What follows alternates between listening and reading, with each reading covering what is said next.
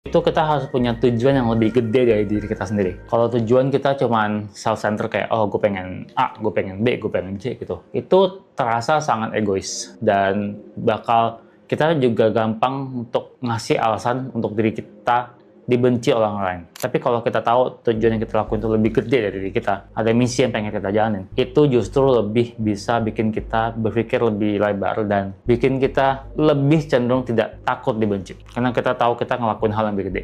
Contoh misalnya, kalau kita punya saudara yang lebih muda dari kita marahin mereka, terus jangan gini.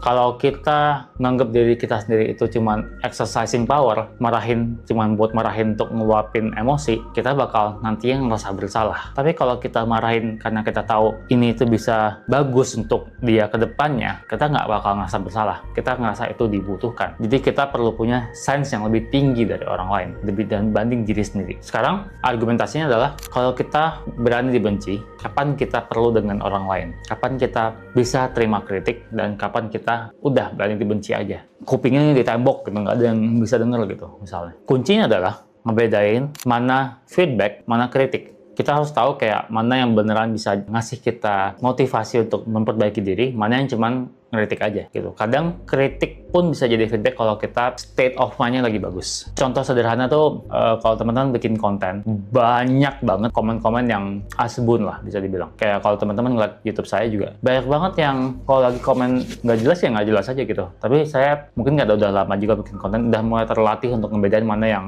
asbun, mana yang enggak. Nggak ada rahasia khusus untuk bisa ngebedain mana yang asbun, mana yang enggak. Ini tuh kayak harus ditempa sih kalau menurut saya. Makin sering kita dapat feedback dan kritik, makin sering juga kita punya sensitivitas untuk membedakan.